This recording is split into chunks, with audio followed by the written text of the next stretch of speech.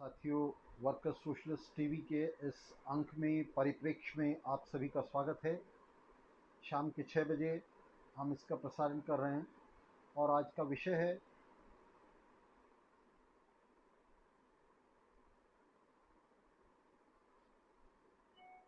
6 बजे हम इसका प्रसारण कर रहे हैं और आज का विषय है ऊधम सिंह का क्रांतिकारी संघर्ष और उसके लक्ष्य। साथियों, आप सभी जानते हैं कि महान क्रांतिकारी ऊधम सिंह, जिन्होंने लंदन में जनरल डायर को गोली मारी थी और उन्होंने जलियांवाला बाग में किए गए ब्रिटिश साम्राज्य के दमन का बदला लिया था। आज उनका शहादत दिवस है, 80वां शहादत दिवस है।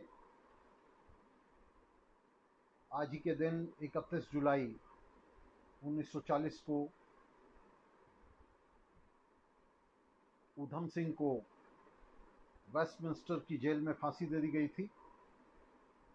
तो आज हम ऊधम सिंह के संघर्ष, उनकी राजनीति और उसके लक्ष्य पर चर्चा करेंगे। तो सबसे पहले मैं ऊधम सिंह का परिचय, हालांकि ऊधम सिंह किसी परिचय के मोहताज नहीं है। ऊधम सिंह महानतम क्रांतिकारियों में से एक हैं, जिन्होंने भारतीय उपमहाद्वीप और समूची दक्षिण एशिया के इतिहास को गहरे तक प्रभावित किया। ऊधम सिंह का जन्म 26 दिसंबर 1999 को पंजाब के संगरूर जिले में सोनम गांव में हुआ था और वे दलित कंबोज जाति में पैदा हुए थे। वैसे तो हम जाति को कोई महत्व नहीं देते और जातिगत ओरिजिन्स पर भी बात करने की कोई समीचीनता नहीं है, लेकिन ऊधम सिंह के मामले में हम जानबूझकर जाति की बात कर रहे हैं कि उनका जन्म दलित कंबोज जाति में हुआ था। और विशेष रूप से इसलिए हम ये बात कर रहे हैं क्योंकि आप देखेंगे कि आज के जो अम्बेडकरी हैं, वे किसी भी तरह से इस महान दलित बलिदानी का, क्रांतिकारी का नाम नहीं लेते। वे भूलकर भी ऊधम सिंह का नाम नहीं लेते। अम्बेडकरी ऊधम सिंह के नाम पर कोई किसी तरह का कोई कार्यक्रम नहीं करते। ऊधम सिंह को लेकर वे किसी तरह से कोई बातचीत नहीं करते, उस पर किसी तरह की चर्चा करना वे मुनासिब नहीं समझते। वे पूंजीवाद के दलाल अंबेडकर का गुणगान करते हैं और ऊधम सिंह और अंबेडकर के बीच में एक राजनीतिक कनेक्शन भी है, जिस पर हम आज बात करेंगे। तो सबसे पहले हम ऊधम सिंह के बारे में बात करें। ऊधम सिंह एक बहुत ही गरीब किसान परिवार में पंजाब में पैदा हुए थे, संगरूर जिले के सोनम गांव में। और उनके पिता जो हैं वो टहल सिंह, वो अपने गांव के पास ही रेलवे फाटक पर गेट कीपर का काम करते थे। बहुत ही गरीब परिवार था, छोटे से किसान थे और साथ में जो है गेट कीपर का काम करते थे रेलवे फाटक पर। 1899 में ऊधम सिंह पैदा हुए और 1901 में उनकी माँ का देहांत हो गया। उनके पैदा होने के 2 साल के अंदर ही माँ का देहांत हो गया। और 1907 में, 6 साल के बाद उससे, 1907 में, जबकि वो वास्तव में 7 साल के ही थे ऊधम सिंह, उस समय उनके पिता का भी देहांत हो गया। माँ और पिता का देहांत होने के बाद ऊधम सिंह और उनके भाई, जिनका नाम, ऊधम सिंह का नाम उस समय शेर सिंह था, उनके भाई का नाम मुक्ता सिंह था, तो वो दोनों एक सिख अनाथालय में, जिसे गुरुद्वारा चलाता था, तो एक सिख अनाथालय में दोनों चले गए और वहीं उन दोनों को शेर सिंह को ऊधम सिंह नाम मिला और मुक्ता सिंह को साधु सिंह नाम मिला। तो उनका ये नाम, ऊधम सिंह का नाम, अनाथालय में मिला था और वहीं से निकलते हुए ऊधम सिंह ने अपना नाम जो है मोहम्मद सिंह आज़ाद रख लिया था, जिसमें 3 अलग अलग धर्मों का जो है परिलक्षण होता था। ये नाम उन्होंने जानबूझकर रखा था, मोहम्मद सिंह आज़ाद। अपनी धर्मनिरपेक्षता को सामने लाने के लिए मोहम्मद सिंह आज़ाद के नाम से ऊधम सिंह जो है वो अपने मित्रजनों के सर्कल में जाने जाते थे। और उसके बाद 1917 में ऊधम सिंह के भाई का भी निधन हो गया। उनके बड़े भाई थे, उनका भी निधन हो गया और अब ऊधम सिंह दुनिया में अकेले थे। 1919 में उन्होंने सक्रिय राजनीति में कदम रखा और वे लाला लाजपत राय, भगत सिंह और किशन सिंह जैसे जो उत्कट क्रांतिकारी नेता थे उनके संपर्क में आए। और इससे ठीक 2 साल पहले 1916 में 13 अप्रैल के दिन आप जानते हैं कि पंजाब में एक बड़ा कांड हुआ था, जहां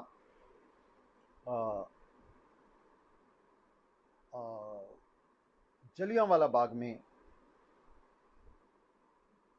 एक 13 अप्रैल 1919 को एक बड़ा कांड हुआ था, जिस समय ऊधम सिंह जो हैं वो कुल 20 वर्ष के थे। तो 13 अप्रैल को इसके अंदर जो प्रदर्शन हो रहा था, एक जुलूस हो रहा था, एक सभा हो रही थी जलियांवाला बाग के अंदर। वहाँ ब्रिटिश फौजों ने बिना किसी प्रोवोकेशन के, बिना किसी उकसावे के, बिना किसी भड़कावे के वहाँ गोली चलाने का हुक्म दिया था, जिसके अंदर सैकड़ों लोग मारे गए थे और हजारों लोग घायल हुए थे मौके पर। बताया जाता है कि 2000 से ज़्यादा लोग वहाँ घायल हुए थे और सैकड़ों लोग उसके अंदर मारे गए थे। कितने लोग मारे गए थे उनकी गिनती भी नहीं हो पाई थी। तो इसी दौरान में जलियांवाला बाग में ऊधम सिंह भी कर्फ्यू को तोड़ते हुए, कर्फ्यू की परवाह न करते हुए वे भी उस सभा में शामिल थे। और वे इस घिनौने हत्याकांड के, जिसे ब्रिटिश साम्राज्यवादियों ने जानबूझकर रचा था, ब्रिटिश उपनिवेशवादियों ने यहाँ स्वतंत्रता सेनानियों को आतंकित करने के लिए, जनता को आतंकित करने के लिए, जिसमें जैसा मैंने कहा कि सैकड़ों निरपराध मारे गए थे और हजारों घायल हुए थे। तो ऊधम सिंह उस घटना के प्रत्यक्षदर्शी थे, उसमें शामिल थे और उसमें खुद ऊधम सिंह को भी चोट लगी थी जब वे एक घायल व्यक्ति को वहाँ से रेस्क्यू करने की, बचाने की कोशिश कर रहे थे। इस घटना ने युवा ऊधम सिंह के मन पर बहुत ही गहरी छाप छोड़ी थी, बहुत ही गहरा प्रभाव छोड़ा था। और ऊधम सिंह ने इस हत्याकांड का बदला लेने की, ब्रिटिश साम्राज्यवाद से बदला लेने की शपथ ली थी। तो उन्होंने जो है, ऊधम सिंह ने अपने भाई की मृत्यु के बाद सक्रिय राजनीति में कदम रखा। वे सक्रिय राजनीति में आ गए, सक्रिय राजनीति में शामिल हुए और उत्कट क्रांतिकारियों के संपर्क में आने लगे। और यहाँ से उनकी राजनीतिक यात्रा शुरू होती है।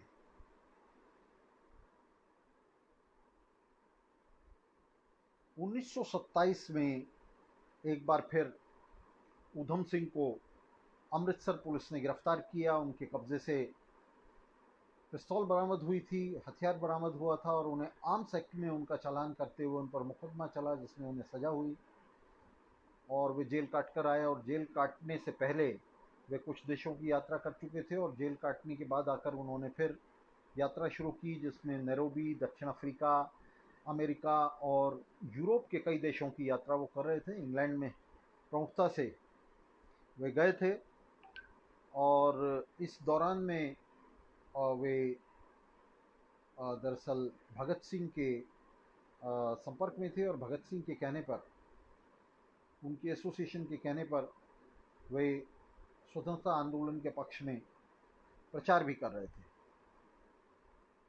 1927 में जब ऊधम सिंह गिरफ्तार हुए आर्म्स एक्ट में, तो उनके कब्जे से उस समय रूसी गदर ज्ञान समाचार उसकी प्रतियां मिली थी। यहाँ शायद लाइट चली गई है और ठीक से शायद दिखाई नहीं दे रहा है। ठीक है, लाइट आ गई है। तो 1927 में जब ऊधम सिंह गिरफ्तार हुए तो उनके कब्जे से रूसी गदर ज्ञान समाचार नाम के अखबार की कॉपियां मिली थी, जिसके अंदर रूसी क्रांति के बारे में छापा जाता था, लिखा जाता था। और इससे हमें पता चलता है कि उस समय भी 1927 में उधम सिंह पर रूसी क्रांति का किस तरह से प्रभाव था। वे रूसी क्रांति के बारे में पढ़ रहे थे, रूसी क्रांति के बारे में जान रहे थे। तो इसके बाद जैसा हमने कहा कि जेल से छूटने के बाद उधम सिंह फिर से जो है विदेश यात्राओं पर गए और उन्होंने स्वतंत्रता आंदोलन का प्रचार किया। उन्होंने लगातार यूरोप, अफ्रीका और अमेरिका की यात्राएं की और इसी बीच हमने बताया कि वे किस तरह से भगत सिंह, किशन सिंह और लाला लाजपत राय जैसे नेताओं के संपर्क में थे। भगत सिंह को उधम सिंह अपना सबसे अच्छा मित्र, अपना बेस्ट फ्रेंड और अपना गुरु कहा करते थे। उन पर भगत सिंह का विशेष रूप से प्रभाव था और भगत सिंह के साथ साथ भगत सिंह के जो आत्मिक राजनीतिक गुरु थे, गदर पार्टी के संस्थापकों में से एक करतार सिंह सराभा, तो उनका भी बहुत गहरा जो असर है वो उधम सिंह पर था। 13 अप्रैल 1919 को जलियांवाला बाग हत्याकांड ने उधम सिंह के जीवन में एक नया मोड़ दिया था और भगत सिंह के संपर्क ने उन्हें क्रांतिकारी संघर्ष के लिए एक ज्वलंत प्रेरणा स्रोत दे दिया था।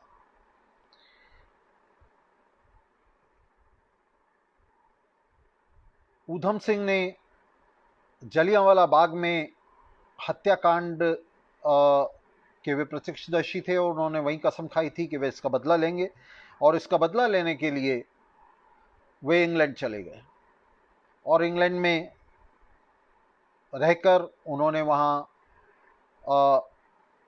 काम करके, मेहनत करके एक कार खरीदी, वहाँ एक पिस्तौल खरीदी और जलियांवाला बाग के हत्यारे ब्रिगेडियर जनरल डायर की हत्या करने के लिए उन्होंने अपना मन बना लिया। लंदन जाने के बाद वे वहाँ अंबेडकर से मिले। अंबेडकर जो उस समय लंदन में रह रहा था और उन्होंने अंबेडकर को अपनी योजना के बारे में बताया कि किस तरह वो जनरल डायर की हत्या करना चाहते हैं। भीमराव अंबेडकर ने जो वहाँ अपनी पढ़ाई करने और अपना खुद का कैरियर बनाने में जुटा हुआ था, उसने उधम सिंह को सलाह दी कि वो इन खुराफात को भूल जाए, इनको छोड़ दे और अपना कैरियर बनाए, पढ़े लिखे और अपना कैरियर बनाए। उन्होंने उसे सलाह दी कि वो कॉमर्स में एडमिशन ले ले, अकाउंटेंसी पढ़े और अपना कैरियर बनाए। उधम सिंह ने एडमिशन लिया भी, लेकिन उसका मन नहीं लगा और उधम सिंह अपने मिशन पर जुटा रहा। यह संदेह किया जाता है कि अंबेडकर ने इसके बाद यह सूचना ब्रिटिश खुफिया एजेंसियों को दे दी थी कि उधम सिंह इंग्लैंड में जनरल डायर की हत्या करने आया है। लेकिन अंबेडकर ने उधम सिंह को यह नहीं बताया था कि जनरल डायर की, जिसने जलियांवाला बाग में गोली चलाई थी, उसकी पहले ही मौत हो चुकी थी। जनरल डायर मर चुका था और संभवतः अंबेडकर ये जानता था, लेकिन ये बात नहीं बताई उसने और इस बात का संदेह है कि अंबेडकर ने ब्रिटिश खुफिया एजेंसियों को ये सूचना दे दी थी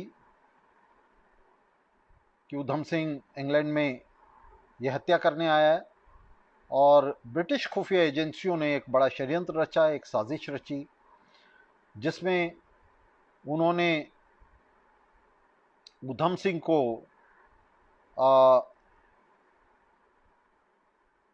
वास्तव में सर माइकल ओ डायर, जो उस समय भारतीय मामलों का कामकाज देख रहे थे और जिन्होंने ब्रिगेडियर जनरल डायर को, ये दोनों डायर थे, ERH Dyer, brigadier general ERH Dyer वो था जिसने जलियांवाला बाग में हुक्म दिया था गोली चलाने का, और जनरल और सर माइकल ओडायर भारतीय मामलों का काम देख रहे थे, जिन्होंने गवर्नर जनरल थे, जिन्होंने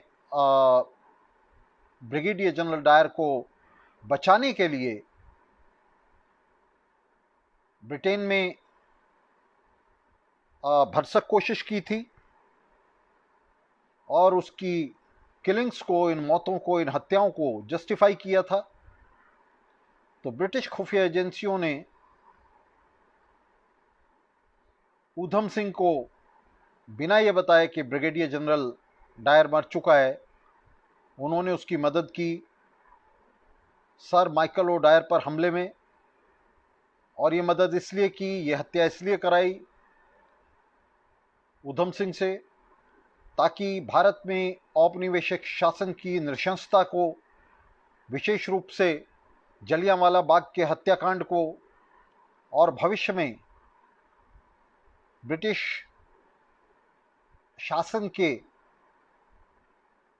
निरंतरता को न्यायोचित ठहराया जा सके, उसकी दमनात्मक मशीनरी को न्यायोचित ठहराया जा सके, ये दिखाया जा सके कि किस तरह से जो शासन है उसे भारत में आतंकवादियों से खतरा है, और उनके हाथ इतने लंबे हैं कि वो लंदन तक आकर, इंग्लैंड तक आकर हमला कर सकते हैं।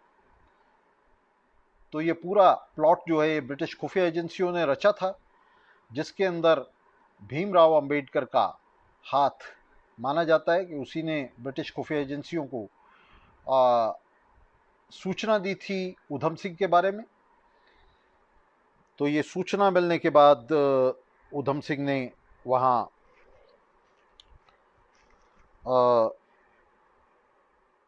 जो है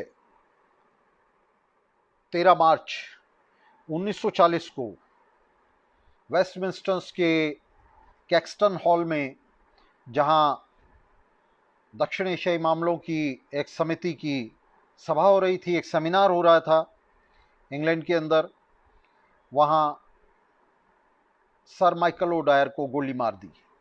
एक किताब में छुपाकर, उसमें कटिंग बनाकर छुपाकर ऊधम सिंह वहाँ पिस्तौल ले गया और मंच पर ही जाकर उसने गोली मार दी माइकल ओडायर को। माइकल ओडायर निश्चित रूप से निर्दोष नहीं था, उसने ब्रिगेडियर जनरल डायर को बचाया था, लेकिन इसके पीछे खुफिया एजेंसियों का एक बड़ा प्लॉट था, एक बड़ी साजिश थी, जिसमें उन्होंने ऊधम सिंह को अपना हथियार बनाने का प्रयास किया था। लेकिन इस सब से स्वतंत्र क्रांतिकारी ऊधम सिंह का मिशन ब्रिटिश साम्राज्यवादियों को यह दिखाना था कि वे निर्भय होकर इस तरह का दमन भारत के अंदर नहीं कर सकते, उपनिवेशों में इस तरह का दमन नहीं कर सकते, और इस दमन के खिलाफ प्रतिरोध आएगा। और ये दिखाने में ऊधम सिंह सफल हुए। कहना ना होगा कि उस समय भारत में स्वतंत्रता आंदोलन हालांकि मार्क्सवाद की तरफ मुड़ रहा था, लेकिन अभी वह पूरी तरह से बोल्शेविक ढंग का मार्क्सवादी नहीं हुआ था, बल्कि वह बहुत सारे नरोदवाद के, अराजकतावाद के और बहुत सारे सिद्धांतों के बीच में गड़बड़ा रहा था। और इसी के चलते इस तरह की आतंकवादी कार्रवाइयाँ, इस तरह की व्यक्तिगत आतंकवाद की कार्रवाइयाँ यहाँ क्रांतिकारी अंजाम दे रहे थे। सबसे ईमानदार और उत्कट क्रांतिकारी ऐसी कार्रवाइयों में लगे थे, जिनमें भगत सिंह ने भी कार्रवाइयाँ की थी, जनरल सैंडर्स को मारने की, ब्रिटिश पार्लियामेंट में बम फेंकने, इंडियन पार्लियामेंट में बम फेंकने की, और साथ ही ऊधम सिंह की ये कार्रवाई जिसमें ऊधम सिंह ने माइकल ओडायर को गोली मारी थी। तो इस तरह की कार्रवाइयाँ जो भारतीय स्वतंत्रता सेनानी हैं वे कर रहे थे, और ये वो स्वतंत्रता सेनानी थे जो धीरे धीरे रूसी क्रांति की तरफ, अक्टूबर क्रांति की तरफ उन्मुख हो रहे थे, मार्क्सवाद की तरफ उन्मुख हो रहे थे।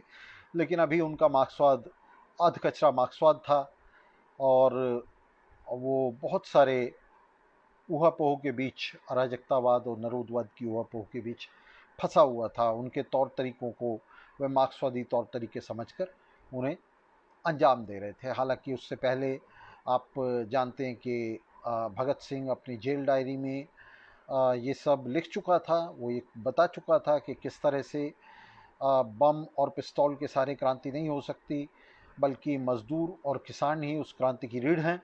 सारी बातें भगत सिंह लिख चुका था, लेकिन ये सब चीज़ें प्रकाशित नहीं हुई थी। और क्रांतिकारियों के बहुत सारे जो गुट हैं वे अभी भी व्यक्तिगत हिंसा और व्यक्तिगत आतंकवाद का रास्ता ले रहे थे। तो ऊधम सिंह ने जो है गोली मार दी 13 मार्च 1940 को वेस्टमिंस्टर के कैक्सटन हॉल में सर माइकल ओडायर को, और माइकल ओडायर की वहीं मौके पर ही मृत्यु हो गई। ऊधम सिंह को पकड़ लिया गया। ऊधम सिंह ने भागने की भी कोशिश नहीं की। ऊधम सिंह ने वहीं सरेंडर कर दिया। और ऊधम सिंह ने अपने बयान में स्पष्ट रूप से ये कहा कि हाँ, वह हत्या की जिम्मेदारी ले रहा है और उसने ये हत्या साम्राज्यवादियों को सबक सिखाने के लिए और जलियांवाला कांड का विशेष रूप से बदला लेने के लिए की है। उसने कहा कि ना मुझे फांसी घर का डर है और ना मुझे जेल का डर है। आप मुझे 10, 20, 30, 50 साल की जितनी सज़ा देना चाहें दें, मुझे आप फांसी पर टांगें। मेरा मिशन पूरा हुआ, अब मुझे किसी चीज़ का डर नहीं है। 4 जून 1940 को ऊधम सिंह का मुकदमा जज एटकिंसन की अदालत में पेश हुआ। सिर्फ 2 दिन मुकदमा चला। 2 दिन के ट्रायल में जज एटकिंसन ने ऊधम सिंह को फांसी की सज़ा दे दी। 15 जुलाई को उसके ऊधम सिंह के बिहाफ पर जो अपील डाली गई वो भी खारिज कर दी गई। और 31 जुलाई 1940 को लंदन की पैंटनविले जेल में ऊधम सिंह को फांसी दे दी गई। उसे फांसी पर लटका दिया गया। अदालत दिए गए अपने बयान में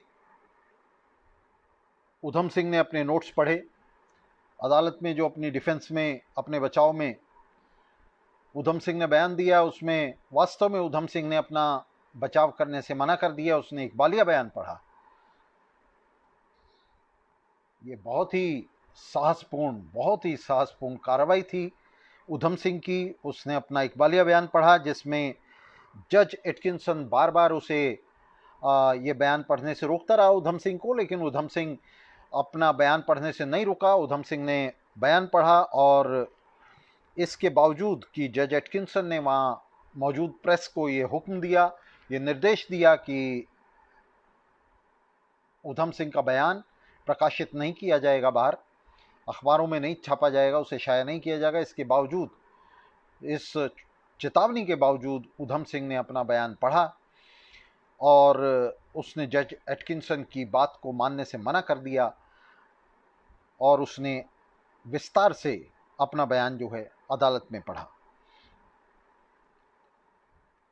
बाद में ब्रिटिश उपनिवेशवादियों ने न सिर्फ भारत में बल्कि ब्रिटेन में भी इस बयान को छपने देने से रोक दिया, प्रेस पर कड़ी पाबंदी लगा दी।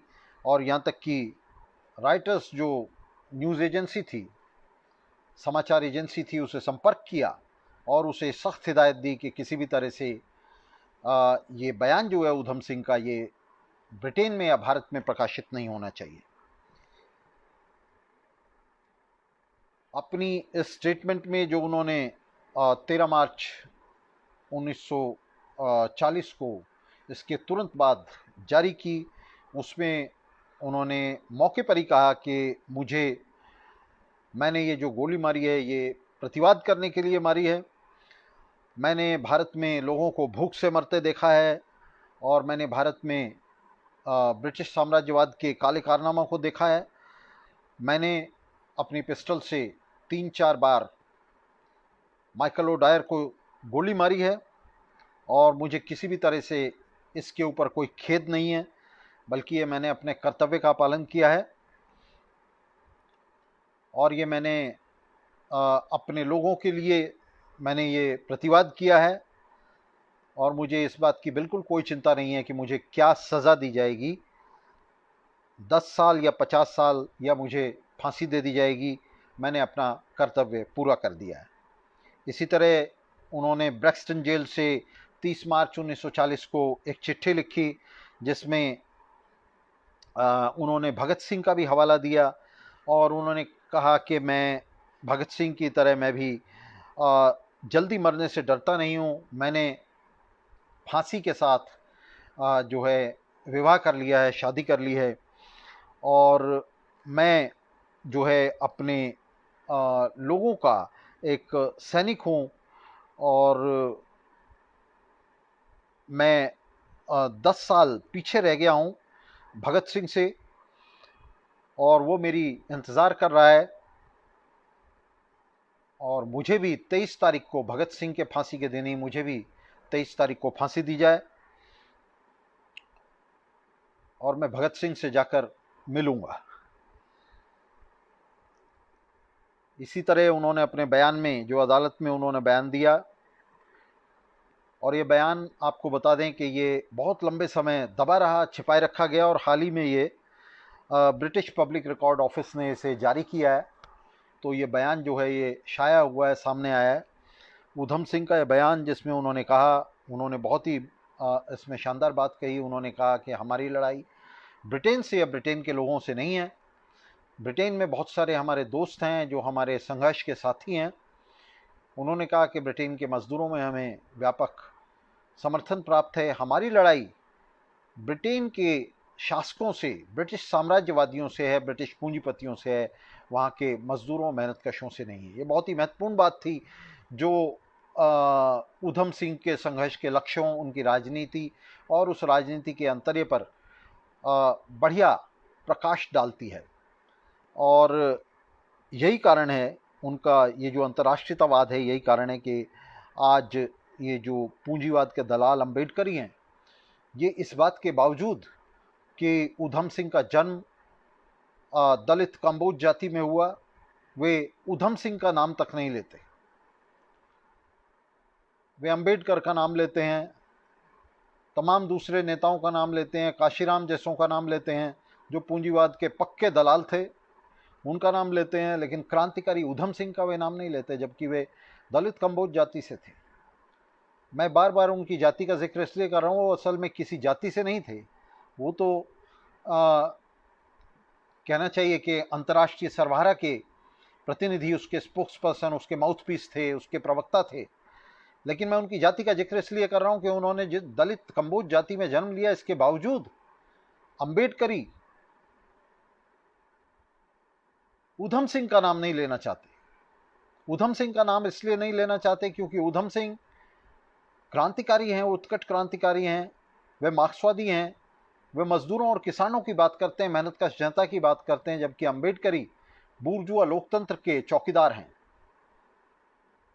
वे पूंजीपतियों के जर खरीद गुलाम हैं, और वे पूंजीपतियों के दलाल अम्बेडकर के अनुगामी हैं।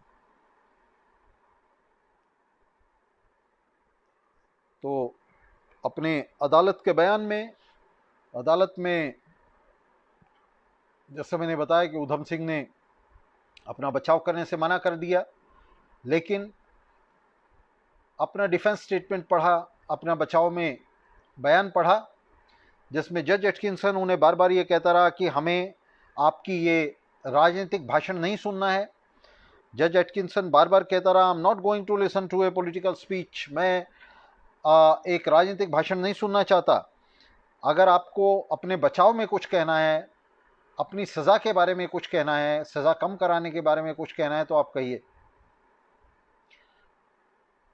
लेकिन ऊधम सिंह ने अपनी सज़ा कम कराने के बारे में एक शब्द भी नहीं कहा। उन्होंने अपनी सज़ा कम कराने के लिए कोई अपील नहीं की, जज से कोई अनुनय विनय नहीं की। उन्होंने कहा कि हमें फांसी पर लटका दिया जाए, मुझे फांसी दे दी जाए, या मुझे 10, 20, 30, 50 साल की जो भी सज़ा आपको देनी है दीजिए। उन्होंने कहा कि मेरी बात सुनिए। उन्होंने कहा कि आप जाहिल लोग हैं।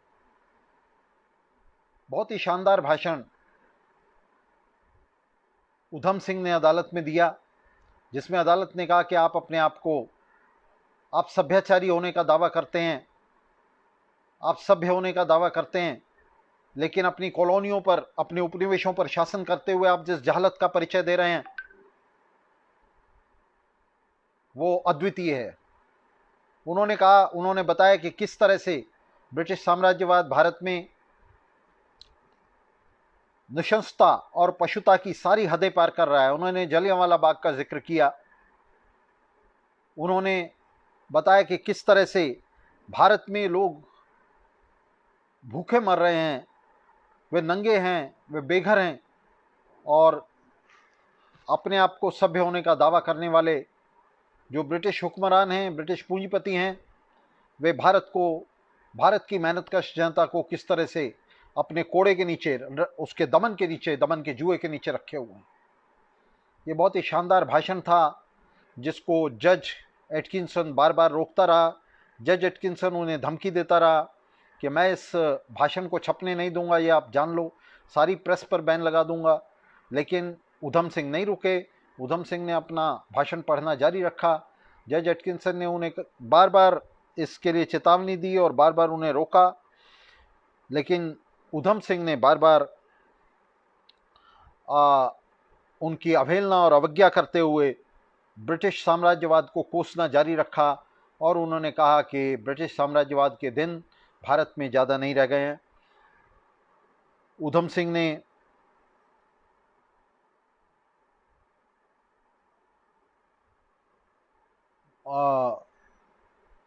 ये स्पष्ट रूप से कहा कि जूरी को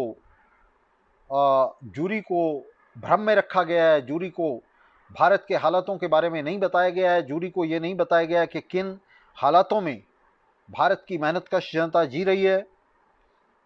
और उन्होंने कहा कि मैं किसी भी तरह से मृत्युदंड से डरता नहीं हूँ, ये मेरे लिए, मृत्युदंड मेरे लिए कोई भी महत्व नहीं रखता, और मैं न मरने से डरता हूँ, मुझे इसकी कोई परवाह नहीं है। मैं एक उद्देश्य के लिए स्वेच्छा से अपने प्राणों को न्यौछावर कर रहा हूँ। उन्होंने कटघरे में जोर से मुक्का मारते हुए कहा कि हम ब्रिटिश साम्राज्यवाद के नीचे कुचले जा रहे हैं, हम उसके नीचे दमन का शिकार हो रहे हैं, और मैं डरता नहीं हूं, बल्कि मुझे इस मृत्यु पर गर्व है कि मैं अपनी मातृभूमि को, अपने लोगों को मुक्त कराने के लिए, उनकी स्वतंत्रता के लिए अपनी जान दे रहा हूं। और मुझे निश्चित है कि मैं जा रहा हूं, लेकिन मुझे ये भी निश्चित है कि मेरी जगह लेने के लिए हजारों दूसरे लोग आएंगे जो ब्रिटिश साम्राज्यवाद को भारत से बाहर खदेड़ देंगे। और उन्होंने कहा कि आप जब भारत आते हैं तो यहाँ से लौटकर आपको जो है पुरस्कार मिलते हैं। भारत से लौटने के बाद आपको भारत में पुरस्कार मिलते हैं, लेकिन हम जब यहाँ आते हैं तो हमारे ऊपर ये दमन होता है, जिस तरह का दमन आप अपनी अदालत में मुझे खड़ा करके कर रहे हैं। हमें मृत्युदंड दिए जाते हैं। और उसने कहा कि मुझे इससे कोई फर्क नहीं पड़ता, मैं इसे स्वीकार करता हूं, मैं इसकी कोई परवाह नहीं करता, और एक समय आएगा जिस समय हम भारत से आपका सफाया कर देंगे और ब्रिटिश साम्राज्यवाद को कुचल दिया जाएगा। इसी तरह से उन्होंने एक लंबा भाषण पढ़ करके अदालत में दिया, और उस भाषण में उधम सिंह ने ब्रिटिश साम्राज्यवाद को खुली चुनौती दी। उन्होंने किसी भी तरह से इस भाषण में अपना बचाव करने का प्रयास तक नहीं किया, बल्कि उन्होंने खुल्लम खुल्ला ये कहा कि मैं जानता हूं कि मुझे मृत्युदंड दिया जाएगा और मैं इसे स्वीकार करता हूं। मैं स्वीकार करता हूं कि मैंने माइकल डायर को मैंने गोली मारी है, और मुझे इस पर बिल्कुल कोई खेद नहीं है, बल्कि मुझे इस पर गर्व है कि मैंने उनके कुकृत्यों का बदला ले लिया। ऊधम सिंह का जीवन वास्तव में क्रांतिकारियों के लिए, बाद में आने वाले क्रांतिकारियों के लिए उनका मार्क्सवाद चाहे बहुत मजबूत न रहा हो, वे हमारे अग्रिम क्रांतिकारियों की कतारों में से थे, लेकिन जिस ईमानदारी और बलिदानी परंपरा को करतार सिंह सराभा, गदी बाबों, भगत सिंह और ऊधम सिंह ने जन्म दिया, वह अनुकरणीय है। और हम मार्क्सवादियों के लिए, हम परिपक्व क्रांतिकारियों के लिए, कम्युनिस्ट क्रांतिकारियों के लिए इस परंपरा से सीखने के लिए बहुत कुछ है। हमारे लिए वास्तव में कम्युनिस्ट परंपरा के जो पुरोधा हैं, वे पीसी जोशी या एस.ए. डांगे या ज्योति बसु जैसे घाघ नहीं हैं, वे सियार नहीं हैं, रंगे सियार नहीं हैं, बल्कि भगत सिंह, सराभा और ऊधम सिंह जैसे क्रांतिकारी हैं, जिनकी परंपरा में हम कम्युनिस्ट क्रांतिकारी आते हैं।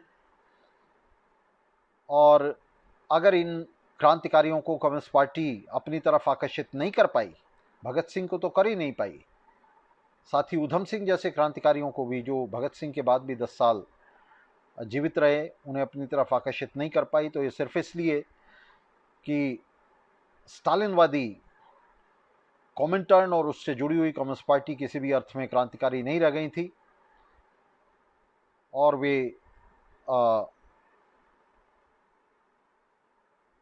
हजारों सूत्रों से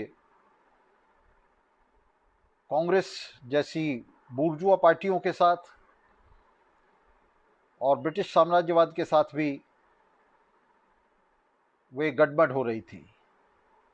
उनका पूरा इतिहास जिस जिगजैग से भरा है, जिसका अंत आखिर में ब्रिटिश साम्राज्यवाद की गोद में होता है 1941 में, 42 में,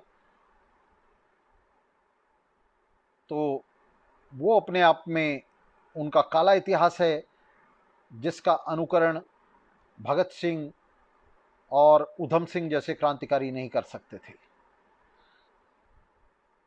हम ट्रॉट्स्कीवादी इस सीपीआई की इस परंपरा से, भारतीय कम्युनिस्ट पार्टी की इस परंपरा से, उस परंपरा से जिसमें वह स्टालिन के नेतृत्व वाले तीसरे इंटरनेशनल के साथ जुड़ी हुई थी और स्वतंत्रता आंदोलन से पहले हाशिए पर बैठी थी और फिर उससे सीधे सीधे गद्दारी कर रही थी, ब्रिटिश साम्राज्यवाद को समर्थन दे रही थी, उस परंपरा से हम ट्रॉट्स्कीवादियों ने, चौथे इंटरनेशनल के समर्थकों ने बहुत पहले ही अपना संबंध पूरी तरह से तोड़ लिया था। हम उससे अलग हो गए थे और हमने अपना नाता, अपना रिश्ता इन क्रांतिकारियों की परंपरा से जोड़ लिया था। तो हम ऊधम सिंह के शहादत दिवस पर, आज उनका शहादत दिवस है, 31 जुलाई 2020 को उनका 80वां शहादत दिवस है। 31 जुलाई 1940 को उन्हें फांसी दी गई थी। आज 80 वर्ष बाद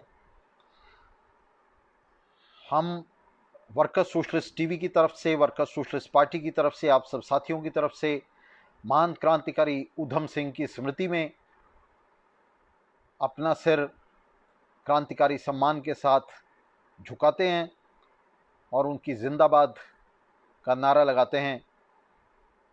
क्रांतिकारी ऊधम सिंह जिंदाबाद।